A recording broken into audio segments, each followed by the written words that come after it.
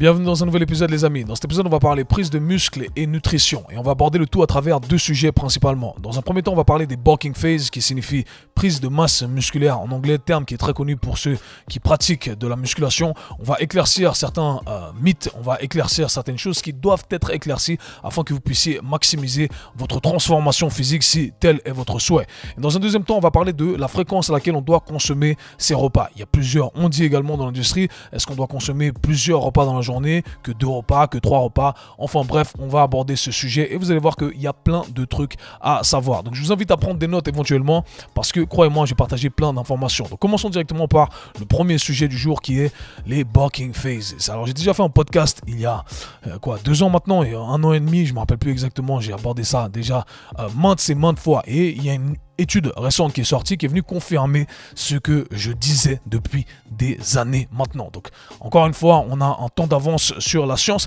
et non pas parce qu'on a un temps d'avance en soi, c'est parce qu'on se base sur toutes les évidences, on arrive à collecter ces informations et à nous diriger vers quelque chose qui semble être la vérité. Et ensuite, quelques années plus tard, eh bien, on vient tester, on se dit, ah, effectivement, eh bien, en fait, c'est vrai, ok, lorsqu'on fait l'expérience en soi. Mais l'idée derrière tout ça, ou le message que je veux partager ici, c'est qu'on ne doit pas attendre que l'expérience exacte se fasse. On arrive à extrapoler plusieurs informations et à partir de là, on arrive à une conclusion. Et éventuellement, lorsque l'expérience exacte se fait, eh bien, on arrive à avoir une confirmation ou pas, ok. On est prêt à changer d'avis si on pense avoir fait les choses de manière erronée. Quoi qu'il en soit, commençons directement par les bulking phases en parlant de pourquoi c'est un problème chez la plupart des gens. Alors, vous savez que dans le monde de la musculation, pour ceux qui cherchent un développement esthétique, et pour la plupart des gens, au final, c'est pour ça que ce sujet est intéressant, parce que la plupart des gens qui vont en salle de sport parce qu'on cherche à changer notre aspect esthétique. Et je pense que c'est ok, il ne faut pas blâmer le tout, parce que c'est une nouvelle tendance également dans l'industrie du fitness. On va vouloir dire oui, ça sert à rien, il faut s'entraîner de manière fonctionnelle pour jouer avec vos enfants. Oui, ok, mais on veut look good, ok, on va avoir un bon look également. Et c'est ok de le faire. Et je pense qu'on peut allier le tout, on peut avoir le meilleur de tous les mondes si on sait faire les choses correctement. Ça a été mon discours et ça sera toujours mon discours. Donc l'erreur que on fait, ou plutôt j'en reviens à ce que je disais, c'est que on passe souvent par des phases où c'est communément utilisé de cette façon-là, par des phases de bulking et des phases de cutting. Donc des phases où on cherche à prendre de la masse et des phases durant lesquelles on cherche à perdre cette masse pour que on soit plus taillé, plus dessiné, etc. Ok. Et de manière générale, l'hiver on fait sa prise de masse parce qu'il n'y a personne qui nous regarde, on peut mettre son pull, etc. Et l'été, lorsque on veut montrer son corps, bien entendu, eh bien on fait cette phase de cutting où on va réduire notre consommation calorique pour qu'on soit beaucoup plus dessiné, beaucoup plus taillé, etc. Ok. Et c'est de manière générale comme ça que les gens l'utilisent. Et j'ai souvent critiqué ça. J'ai souvent critiqué les mecs qui allaient à la salle et qui se mettaient en pull justement parce qu'ils ne voulaient pas montrer leur corps, parce qu'ils avaient pris énormément de masse grasse. Et c'est vrai malheureusement qu'on a cette idée reçue. On pense qu'on peut simplement prendre de la masse ou prendre de la masse rapidement durant cette période hivernale en consommant plus de calories. Et au final, on se retrouve à accumuler énormément de masse grasse. Et lorsque on se débarrasse de cette masse grasse, eh bien évidemment, on voit plus de muscles. On se dit, oh, j'ai pris plein de muscles. En fait, non, c'est une illusion. Ok, c'est simplement que tu t'es débarrassé de tout le gras que tu avais en trop, ça ne te permettait pas de voir tes muscles. Et maintenant que tu es plus dessiné, eh bien, on a l'impression que tu as plus de muscles. Mais tu n'as pas plus de muscles. Ok, tu t'es juste débarrassé, c'est une illusion, ok, c'est une illusion optique. Ici, tu t'es débarrassé du gras en trop et du coup, on a l'impression que tu as pris du muscle. Alors que non, en vrai, tu aurais pu faire les choses différemment, tu aurais eu la même quantité de muscles et tu n'aurais pas eu à passer par cette phase où tu as accumulé énormément de masse grasse. Et donc, c'est ça mon coup de gueule à chaque fois, c'est que on fait ces prises de masse, ces bulking phases de manière erronée en accumulant énormément de masse grasse. Et c'est pas ça le but. On peut avoir un corps esthétique toute l'année on peut enlever son pull où on n'est pas gros, on n'est pas devenu gros justement en cherchant à acquérir plus de muscles. Parce que le but au final, c'est de chercher à avoir plus de muscles. Et le problème, le manque de compréhension est placé sur le fait qu'on pense que la prise de muscle se fait très rapidement ou que la prise de muscle se fait aussi rapidement que la perte de gras. Et c'est vraiment l'argument à comprendre ici et c'est ce que j'ai cherché à illustrer depuis des années. Okay, on peut perdre du gras relativement rapidement en réduisant son apport calorique. Si demain vous venez à réduire votre apport calorique de 1000 calories en allant dans les extrêmes ici, d'accord, eh bien on va perdre du gras rapidement. Le gras, ça se perd rapidement. Alors ça ne vient pas sans conséquence, bien entendu, d'accord, Mais la prise de muscle, ça ne se fait pas aussi rapidement. C'est-à-dire que si vous consommez 1000 calories en plus, eh bien ces 1000 calories ne vont pas être utilisées uniquement à des fins de construction musculaire. Et c'est là l'erreur qu'on fait. Et c'est ce que tout le monde fait. Donc j'entends les gens dire « Ah, je fais ma bulking phase, je rajoute 1000 calories. » 1000 calories, mais 1000 calories, sur ces 1000 calories, tu as une petite minorité de ces 1000 calories qui va être utilisée pour construire du muscle. Et on va aborder tous ces détails dans un instant. Et le reste, eh bien, tu vas le stocker en tant que gras. Okay. Donc l'idée, c'est de se dire « Ok, je sais que je dois rajouter un peu plus pour prendre de la masse musculaire parce que c'est ce qu'on cherche à faire et je dois déterminer quel est ce un peu plus. Parce que juste ce un peu plus là, si je le rajoute, eh bien, je vais pouvoir l'utiliser uniquement à des fins de construction musculaire et non pas à des fins de voilà, stocker simplement du gras. Donc c'est ce qu'il faut déterminer et c'est ça l'idée, c'est de faire une prise de masse musculaire de façon à ce que j'ai ce surplus qui est bien calculé de façon à ce que ça ne serve que à construire du muscle et je peux garder un beau physique esthétique toute l'année. Il faut garder ça en tête, c'est que ça prend du temps à construire du muscle. Si en une année vous vous entraînez très bien, vous allez prendre peut-être 2-3 kilos de muscle. Allez, ceux qui sont les plus gâtés, peut-être 4 kilos et encore ça va dépendre de votre niveau. Okay, plus vous êtes avancé bien entendu, mais plus ça devient compliqué. Plus vous êtes débutant, plus vous allez prendre de la masse musculaire relativement rapidement. Okay, donc encore une fois, il y a ce facteur qui est contexte dépendant, qui va dépendre de votre expérience au niveau de l'entraînement. Quoi qu'il en soit, eh bien, c'est ce qu'il faut garder en tête. Donc, on l'a compris, je vais résumer le tout parce que j'ai déjà abordé le tout mais maintes fois. On doit avoir un surplus calorique, c'est-à-dire qu'on doit consommer un peu plus que ce que l'on consomme à l'heure actuelle pour chercher à rajouter plus de masse. C'est normal, ce qu'on consomme à l'heure actuelle, je perds pas de poids, je prends pas de poids, je perds pas de muscle, je prends pas de muscle. Ok, je vais rajouter un peu plus. Alors quel est le surplus? C'est ça la vraie question. Est-ce que je dois rajouter 500 calories? Est-ce que je dois rajouter 1000 calories, etc. Est-ce que je vous dis depuis des années, ce qui a été confirmé avec cette méta-analyse que j'ai lue récemment, je vais essayer de la rajouter dans les show notes d'ailleurs, il faut que je la retrouve, eh bien c'est que et c'est ce que j'ai recommandé, je vous invite à l'écouter d'ailleurs, ce podcast que j'ai fait il y a longtemps comme ça, vous aurez la confirmation.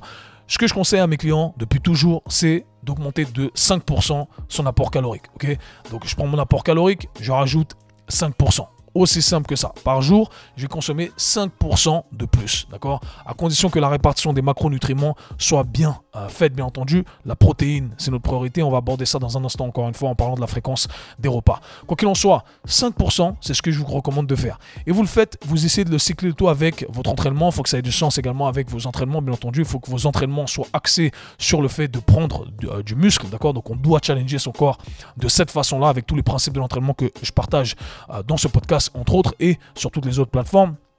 Et à partir de là, 5%, je regarde comment les choses évoluent. Ok, 5% à la fin de mon bloc d'entraînement de 3-4 semaines. Disons que tous les mois, on va analyser le tout. Ok, 5%, j'ai augmenté de 5%. Au bout d'un moment, ce qu'il faut savoir, c'est que le corps s'adapte. Donc éventuellement, quand le corps s'adapte, on doit stimuler. Ok, on doit amener un peu plus au niveau de l'entraînement. On doit stimuler en changeant l'entraînement. C'est pour ça que c'est important d'avoir une structure d'entraînement. Et on va stimuler également au niveau de l'alimentation éventuellement.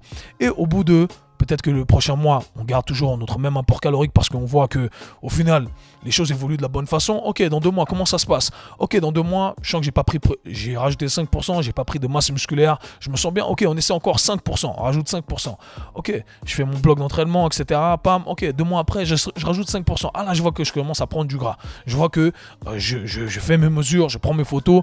Là, donc, je suis à 15% par rapport à où j'étais en plus. Donc, 15% en plus par rapport à où j'étais il y a 4 mois, ok, qu'est-ce que je vais faire? Ah, je vais redescendre, ok, hey, les 10% ça semble être approprié pour moi, et je vais continuer sur cette vague-là, comme on dit en anglais, you gotta ride the wave, si ça fonctionne, ok, on va continuer, et éventuellement, on remettra ce processus en place, dès que le corps s'est habitué, éventuellement, j'ai pris un peu plus de masse musculaire, donc là, j'ai envie d'encore un peu plus, donc je vais rajouter ces 5% dans 2 mois, dans 3 mois, peu importe, ok, mais c'est comme ça qu'on évolue, donc 5% c'est la règle d'or que j'utilise depuis des années, et qui a été confirmée également récemment, donc voilà, 5%, vous augmentez le tout et à partir de là, bien entendu, vous aurez une approche qui sera beaucoup plus conservatrice, mais vous n'allez prendre, ce surplus va être utilisé uniquement à des fins de construire du muscle et non pas à des fins ou en accumulant uniquement du gras, ok? Et c'est l'erreur qu'on fait. Donc s'il vous plaît, ne faites pas cette erreur. Si vous faites partie de la team No Bullshit, vous écoutez le KSU Show, on est sexy toute l'année. On enlève notre t-shirt toute l'année, à aucun moment on se dit oh non, je peux pas, je dois mettre mon pull. Non, tout moment, on a les abdos et on prend du muscle. Et ça prend du temps. Donc, il faut se dire vraiment que c'est pas un truc de 6 mois, ok? C'est pas un truc de 2 mois. Faut planifier ça sur des années, d'accord? Donc, toute l'année, en fait, c'est un jeu infini. Il faut penser à ça comme un jeu infini. Et il y a des moments où on veut être un peu plus précis, on veut calculer. Donc, éventuellement, sur une année, vous allez dire, hey, j'aimerais bien prendre 2-3 kilos de muscle en plus. Eh bien, ok, là, c'est là où je vais calculer le tout. Et autrement, après, je vais aller avec mon feeling. Et si les gens, il y a des gens qui ont une bonne relation avec leur corps, une bonne relation avec la nourriture, simplement en s'entraînant en plus, eh bien, ils savent que, là, je suis vraiment dans une phase où je m'entraîne, je vais changer mon physique. Intuitivement, eh bien, certaines personnes savent, ok, j'ai un peu plus faim. Ok, j'ai un peu plus faim, donc je vais consommer un peu plus. Mais encore une fois, un souhait conservateur, d'accord? Et le un peu plus, bien entendu, j'invite à consommer des protéines, bien entendu, d'avoir une bonne alimentation bien partagée. Donc, lorsqu'on parle d'alimentation bien partagée, de manière générale, on va poser les règles avant qu'on aborde le prochain sujet. On parle de différents macronutriments. Okay, on parle des lipides, donc les graisses. On parle des hydrates de carbone, des carbohydrates, comme on appelle ça en français déjà. Les glucides, pardonnez-moi, les sucres. Et on parle des protéines. Donc, ce sont les trois, cette grande famille de macronutriments. D'accord? On a les protéines, les glucides et les lipides. Cool? En anglais, les glucides qu'on appelle les carbs, donc vous avez déjà entendu ça, ok, les carbohydrates, ok, et les lipides en anglais qu'on appelle les fats, pour ceux qui suivent des influenceurs américains, anglo-saxons, etc. Comme ça, vous n'êtes pas perdus. Quoi qu'il en soit, donc on a ces macronutriments et ensuite on a une sous-catégorie qu'on appelle les micronutriments et on parle des vitamines et des minéraux. On laissera ça de côté pour l'instant. Nous, ce qu'on aimerait faire, ce qu'on aimerait avoir pour prendre du muscle, eh bien, c'est d'avoir une certaine quantité de protéines qui vient dans notre corps et le reste va être consommé à travers les lipides, à travers les graisses et à travers les glucides. On veut avoir ces différents aliments parce que chacun de ces nutriments, pardonnez-moi, va amener des effets positifs. On a besoin de lipides pour notre système hormonal, on a besoin de glucides pour de l'énergie et bien d'autres fonctions également. Okay, donc, encore une fois, chacun de ces macronutriments est important. Et ce qui va être important à considérer va être la répartition de chacun de ces macronutriments pour qu'on puisse atteindre notre objectif. Et on doit avoir une certaine consommation de protéines pour pouvoir prendre du muscle. Okay, c'est le premier truc à garder en tête. Pourquoi? Parce que au quotidien, en fait, notre corps se débarrasse d'une certaine quantité de protéines musculaires, okay, à travers un processus qu'on appelle le turnover protéique. Donc au quotidien, en gros, vous perdez du muscle. C'est un truc qui est inévitable. Au quotidien, c'est ce qui arrive. Donc en vrai, vous devez faire quelque chose pour contrecarrer ce processus, qui est le suivant: s'entraîner, d'accord, pour pouvoir envoyer le signal qui va dire à son corps, hey, il faut construire du muscle. Et j'ai compris, j'interprète ce signal, donc je dois poser ici le matériel pour construire du muscle, ce matériel est entre autres la protéine qu'on va consommer à travers notre alimentation. Okay, et on doit avoir bien entendu une balance positive, c'est-à-dire que notre corps va se débarrasser de X, et bien on doit consommer X et encore plus pour pouvoir être dans cette équation positive où on prend du muscle et on ne perd pas du muscle. Okay, et malheureusement, l'erreur que beaucoup de gens font, c'est que certes, vous vous entraînez, certes, vous faites les trucs bien, etc., mais vous ne consommez pas assez de protéines. Et si vous ne consommez pas assez de protéines, malheureusement, vous envoyez le signal, etc., mais vous ne donnez pas le matériel. C'est comme si vous engagiez des gens pour construire votre maison. Okay, les ouvriers sont là, okay, tout le monde a compris, on a le plan, etc., mais on n'a pas les briques. Okay, on n'a pas les briques, on ne peut rien faire. C'est exactement la même chose ici. Okay. Donc maintenant, la prochaine question qui se pose et la question qui revient fréquemment, c'est: à quelle fréquence je dois consommer mes aliments? Est-ce que je dois consommer 2 repas par jour? On voit les bodybuilders qui mangent 8 repas par jour, 10 repas par jour, etc. Il y en a qui se contentent simplement du modèle classique. On va manger petit déjeuner, repas de midi et le dîner le soir. Ok, quelle est la meilleure? Ok, la meilleure solution. Donc, ce que j'ai cherché à faire, parce que j'aime pas donner des réponses toutes faites ici, j'aime élaborer à chaque fois ce que je dis pour que vous puissiez créer votre propre conclusion également. Et l'idée, c'est simplement de présenter toutes les évidences. À la fin, on arrive à une conclusion. Ok, c'est ce que je cherche à faire à chaque fois, non pas en étant le gourou, en vous disant, hey, c'est comme ça que ça fonctionne, c'est ce que vous devez faire absolument. Donc, le premier truc à connaître, j'ai parlé des macronutriments, j'ai parlé de l'importance de la protéine. Ok, le deuxième truc ou le troisième truc à connaître, c'est un terme qu'on appelle la synthèse des protéines musculaires, en anglais ce qu'on appelle muscle protein synthesis, et en gros c'est un processus par lequel le corps va lier des particules isolées en une chaîne, et ces particules isolées sont les acides aminés qui composent les protéines alimentaires qu'on consomme, d'accord, et il va les relier en d'autres protéines qui composent donc les tissus musculaires. Donc c'est ce qui compose le muscle. Le muscle est composé de protéines musculaires. Ok. Et au quotidien, comme j'ai dit, le corps se débarrasse d'une certaine quantité de protéines et donc on doit en consommer pour qu'on ait cet équilibre positif et qu'on soit en train de prendre du muscle, d'accord? Lorsqu'on s'entraîne, eh bien, on envoie un signal, j'ai parlé de ce signal auparavant, à notre corps en disant, hey, j'enclenche en gros ce mécanisme de synthèse des protéines, ok? Et je dis à son corps, hey, bam, je reçois le signal mécanique, bam, hey, il faut construire du muscle. Et ce signal, si on veut, c'est comme un bouton que le corps va activer. Je vais essayer de vulgariser toutes ces informations au maximum. Le corps dit, ok, j'enclenche le bouton et pendant, la science ici va être un peu vague, rien n'est précis ici parce que, encore une fois, il y a un papier qui dit un truc, un papier qui dit un autre truc, encore une fois, on va prendre un spectre qui est relativement large, mais ce processus va être présent pendant 24 à 48 heures, plutôt 36 à 48 heures. Donc lorsque vous faites un entraînement, vous avez enclenché ce processus en disant à votre corps, hey, je suis prêt à recevoir les outils, le matériel nécessaire pour construire ce que tu cherches à construire. Okay? Donc lorsqu'on on fait un entraînement, on envoie ce signal, le bouton est enclenché, okay, pendant 36 à 48 heures. Ensuite, bien entendu, il faut donner le matériel nécessaire pour qu'on puisse construire plus de muscles, d'où l'importance de l'alimentation. Ensuite, maintenant ce qu'il faut savoir, c'est que il faut une quantité minimum à consommer au quotidien pour que on se dise, ok, je suis en train d'être dans le positif, encore une fois, je suis dans cette équation positive. Pardonnez-moi. Et l'idée, c'est de consommer 1,6 g, ce qu'on sait aujourd'hui, les faits qu'on connaît, de consommer 1,6 g de protéines par kilo, ok, par jour. Donc au total, si vous faites 80 kg, on va faire le calcul ici rapidement parce que j'ai pas envie de réfléchir. 80 kg fois 1,6, ça fait 128 grammes. Ok, on vérifie ici si je calcule. Je suis encore bon à ça. 80 kg, 1,6 fois 80. Ok, 128 grammes. Je l'ai fait tellement de fois qu'il y a des calculs que je connais déjà. Ok, donc ça fait 128 grammes. Donc au quotidien, vous savez que pour être dans cette balance positive, d'après ce que la science nous dit, 1,6 grammes par kilo, ce qu'on appelle de masse maigre de manière générale, mais on ne va pas s'attarder là-dessus encore une fois, plein de détails à rajouter bien entendu, eh bien j'aimerais consommer 128 grammes. Si je ne consomme pas ces 128 grammes, eh bien j'ai pas une balance positive. Okay, c'est ce que je dois garder en tête. Maintenant la question, le sujet de base, c'est comment je répartis ces 128 grammes. D'accord? Est-ce que je les répartis en deux fois? Est-ce que je les répartis en une fois? Est-ce que si je consomme une fois 128 grammes de protéines à travers mon repas, est-ce que c'est optimal? Est-ce que je dois le diviser en 2, 3 fois, 4 fois, etc. C'est là où la question se pose et on doit donc analyser toutes ces informations.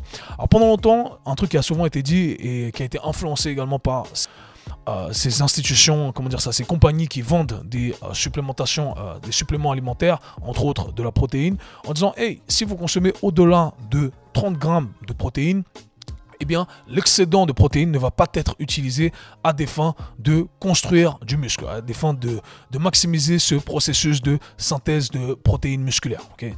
Et donc, les gens sont limités à chaque fois à 30 grammes de protéines. Okay? On ne doit pas consommer plus parce qu'autrement, le reste, ça va être simplement des déchets.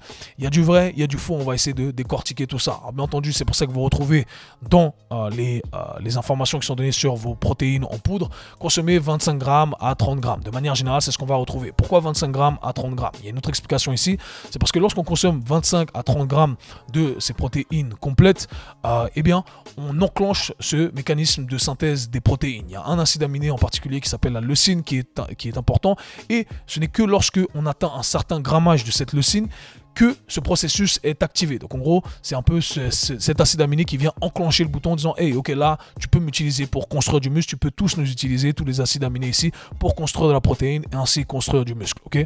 Et en consommant 25 à 30 grammes, eh bien, on atteint ce grammage de leucine, de cet acide aminé qui permet d'enclencher ce processus. Donc voilà pourquoi on utilise ça. Maintenant, l'idée c'est de comprendre que oui, il y a du vrai, il y a du faux. Est-ce que l'excédent est utilisé et pas utilisé? Et c'est là où ça devient très complexe et il y a de la nuance qui doit être expliquée. Alors ce qui se passe, c'est que lorsqu'on consomme de la protéine, où toutes les protéines ne sont pas absorbées exactement de la même façon. Lorsqu'on consomme de la protéine à travers un liquide, de la protéine whey, qui est la protéine la plus populaire et la protéine de meilleure qualité, eh bien ce qui va se passer, c'est que cette protéine est absorbée très très rapidement, okay, en relation à un repas qu'on va consommer lorsqu'on mange par exemple un steak, des œufs, etc. Lorsqu'on mange un steak ou des œufs, prenons un grammage exact, par exemple dans une étude qui a été mentionnée, lorsqu'on mange 20 grammes d'œufs, c'est 20 ou 20 grammes de protéines provenant des œufs, eh bien ça peut prendre jusqu'à 7 heures pour que tout soit absorbé. Alors que si on prend de la whey, on a un grammage d'absorption qui est de 10 grammes par heure environ. Okay, donc en 2 heures, en gros, on a absorbé toute la protéine whey qu'on a consommée à travers son shaker. Donc c'est quelque chose à prendre en considération. Okay, lorsqu'on mange un repas en plus avec d'autres aliments, c'est-à-dire avec des glucides, avec des lipides, etc., eh bien cette absorption est un peu plus ralentie également. Okay, donc ça, c'est un facteur à prendre en considération. Pourquoi? Parce que effectivement, si vous consommez uniquement vos 128 grammes, prenons l'exemple ici, de protéines à travers un liquide, eh bien ça va être absorbé ça va être absorbé très rapidement, et éventuellement il y a beaucoup d'excédents qui va être oxydé, c'est-à-dire que le corps va s'en débarrasser. Mais si vous consommez le tout à travers une alimentation variée, mixte ici, avec une diète omnivore, on mange des produits animaux, des produits animaliers et des glucides et des lipides comme bon vous semble, eh bien ça va prendre un peu plus de temps. Okay, et du coup on ne se retrouve pas forcément avec ce problème où on aurait un excédent trop important à se débarrasser. D'accord. Maintenant, il y a plusieurs études qui ont été faites, des études qui ont cherché à tester justement quelle est la meilleure fréquence, quelle fréquence de consommation de protéines va donner la meilleure réponse anabolique. Anabolique ici, on pense à construire plus de muscles. Okay, j'essaie de simplifier à chaque fois. Et il y a une étude qui est intéressante ici, que je vais essayer d'attacher également, où ils cherchent à comparer en gros cette fréquence en se disant, ok, qu'est-ce qui est mieux lorsqu'on consomme 8 fois 10 grammes de protéines, donc on espace le tout en 8 fois dans la journée, ou alors 2 fois 40 grammes de protéines, ou alors 4 fois 20 grammes de protéines. Et il s'avère que lorsque on consomme plutôt 4 fois 20 grammes de protéines, donc on espace le tout de 4 heures, on a une meilleure réponse anabolique. Et c'est ce que plusieurs recherches, d'après ce que j'ai pu voir, tendent à dire. Okay, donc en gros, lorsque je vais séparer mes repas, d'accord, de 4 heures, cette consommation de protéines de 4 heures à chaque fois, et bien c'est là que je vais maximiser cette synthèse de protéines, c'est là que je vais pouvoir maximiser l'utilisation de ce que je suis en train de consommer, sans avoir trop d'excédents, d'accord, et je fais les choses de la meilleure des façons. Donc maintenant, lorsque j'interprète tout ça, je me dis, ok, encore une fois, on va chercher à arriver à une conclusion, tout ce blabla pour qu'on arrive à quelque chose de concret et qu'on puisse l'utiliser. Il y a également des études qui montrent qu'on peut avoir une prise de masse musculaire en mangeant sur une petite fenêtre, c'est-à-dire des études, je pense à des études où justement on a fait en sorte d'avoir des groupes qui ne mangeaient pas, donc qui jeûnaient pendant 20 heures et qui consommaient uniquement leur apport calorique pendant 4 heures. Et là on a vu également une prise de masse musculaire. Donc pour ça, pour vous dire que ce sujet-là, il est un peu flou et c'est pas absolu et c'est pas aussi compliqué qu'on aimerait le croire. C'est-à-dire que peu importe votre préférence alimentaire, parce que c'est un facteur à prendre en considération que je vais aborder dans un instant, eh bien vous pouvez prendre votre masse musculaire en plus, à condition de respecter le grammage total qu'il faut prendre pour que vous soyez dans cette balance positive, et bien entendu à condition que vous envoyez ce signal, cette stimulation faite à travers l'entraînement. Donc l'idée, c'est de dire que vous devez prendre en considération ce que vous préférez. Est-ce que j'aime manger le petit-déj de manière générale? Oui, non. Si j'aime pas manger le petit-déj, ok, j'ai plus que 2 repas de manière générale. Donc j'ai mon repas de midi et j'ai mon repas du soir. Mais éventuellement, avec ces 2 repas, j'ai pas assez de consommation de protéines. Donc je vais rajouter un shaker ou éventuellement 2 shakers. Imaginons un shaker tôt le matin, mon repas de midi, mon 4 heures, un autre shaker et mon repas du soir. Et là, j'ai atteint ma quantité totale. J'ai respecté ce qui semble être optimal d'après la science, en ayant un écart de 4 heures plus ou moins, d'accord, et en ayant 4 fois mon apport protéique. Donc l'idée ici, c'est que la recherche disait que, ok, on sait qu'on a 1,6 g par kilo à consommer par jour. La manière la plus optimale de le faire, c'est d'avoir 0,4 g de protéines par repas. Okay, donc l'idée c'est ça. Si j'ai 0,4 g, j'arrive à mon total en gros 4 fois dans la journée. Aussi simple que ça. Maintenant, si vous aimez consommer simplement votre petit déjeuner normal, hein, la personne normale, votre repas de midi et votre repas du soir, rajoutez peut-être un shaker éventuellement pour avoir cette quantité de protéines en plus. Si encore une fois vous ne l'avez pas atteinte à travers ces 3 repas, déjà là, espacé de manière correcte, encore une fois, chaque 6 heures plus ou moins, je pense qu'on est dans la bonne direction, on n'a pas trop à s'inquiéter tant que le grammage total a été servi. Maintenant, si vous avez besoin d'un supplément, eh bien, rajoutez un supplément protéique. Et c'est là où ça devient intéressant également, parce que si vous cherchez à faire une transformation physique, que ce soit simplement vous voulez perdre du gras, ou alors vous êtes dans cette phase où vous cherchez à prendre du muscle, les snacks, ok, les snacks, j'en ai parlé plusieurs fois, favorisez les snacks protéinés, ça ne va que vous aider, ok. Vous tombez dans ce qui est optimal dans cette consommation, encore une fois, où on aimerait avoir 4 apports, d'accord, c'est ce qui va maximiser cet effet anabolique. Et en plus de ça, bah, j'ai fait un snack qui au final aura sûrement une quantité calorique qui est relativement basse et j'ai quand même les protéines nécessaires. C'est le meilleur des mondes, c'est le meilleur des mondes. Encore une fois, j'espère que vous aurez toutes les informations nécessaires ici pour ajuster votre alimentation. Midi, matin, midi, soir et éventuellement un shaker de prot qui va être assimilé rapidement. L'erreur à ne pas faire, selon moi, c'est de surcharger également son système, son tube digestif à vouloir manger 8 repas. Il n'y a pas d'évidence qui montre que c'est plus intéressant. 8 repas par jour, c'est pas plus intéressant, donc c'est là où je vois les gars qui mangent avant, après, et on dirait des animaux qu'on va égorger plus tard pour faire du foie gras, et au final on développe plein de problèmes au niveau de nos tubes digestifs. Je pense pas que ce soit approprié d'un point de vue évolution de l'être humain non plus, et c'est pas pour rien que beaucoup de ces bodybuilders ont des problèmes gastro-intestinaux, d'accord, parce que on doit laisser à son corps, à son tube digestif le temps de se reposer également. Donc on le stresse, on le laisse se reposer, on stresse, on le laisse le temps de se reposer, mais si on laisse jamais à son tube digestif le temps de se reposer, et bien malheureusement on va développer des problèmes, et ce sont les problèmes que ces gens-là rencontrent.